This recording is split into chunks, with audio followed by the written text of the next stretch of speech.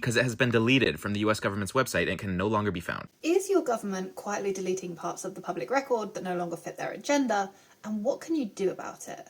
I'm writing my PhD on the Chinese policy process, which means I have a lot of hands-on experience dealing with exactly this issue.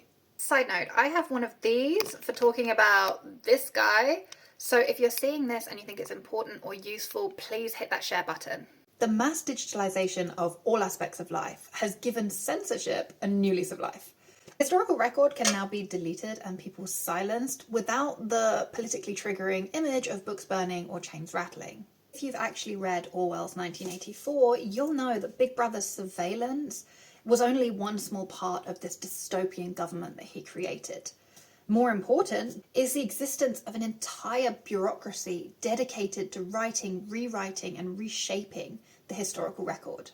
Glenn Tiffert calls this the fragility of our knowledge base, and I've been working with Vincent Brucey, who wrote the book on the Chinese social credit system, to try and develop strategies of how to deal with disappearing government data. The best practices that Vincent puts forward in this article are designed for academics, but you can and should adapt them for just everyday online life too. One best practice is what Michael suggested in his original video: keeping an offline record.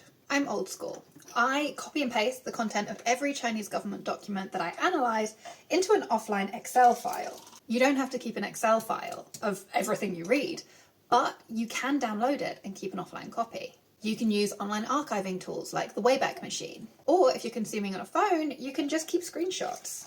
Keeping an offline record helps protect against authoritarian governments trying to gaslight the population by strategically deleting digitalized documents. Another best practice is to always cross-reference documented data against qualitative case studies. So here Vincent cites a research project of mine where I analysed thousands of Chinese policy documents and compared the findings to in-depth case studies and interviews with Chinese government officials.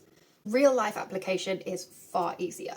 Compare everything that you read, everything that you consume that is documented and therefore not deleted, against what you know from your own lived experience and the lived experience of others. That means you have to listen to people, real people from all walks of life. If you want to know more about the reality of DEI policy, for example, you need to talk to the actual people who would theoretically be the beneficiaries of this policy. Talk to people who are not the beneficiaries of it.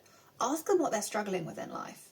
Spoiler alert, it's probably not DEI policy. Build relationships with these real people so that you don't have to rely on whatever manipulated, selectively deleted narrative the government provides. Social media provides unprecedented access to the lived experiences of people that we would never otherwise have the opportunity to meet. Listen to them. Take them seriously when they talk about their lived experiences. Take every anecdote as a data point, helping you to build a picture of reality beyond what your government tells you to see. Disappearing data is only one way an authoritarian government can force a population to follow the party line. Save your web links, save your screenshots, share them with friends, keep a record of them, email them to yourselves. Don't lose the documented reality that you've already read.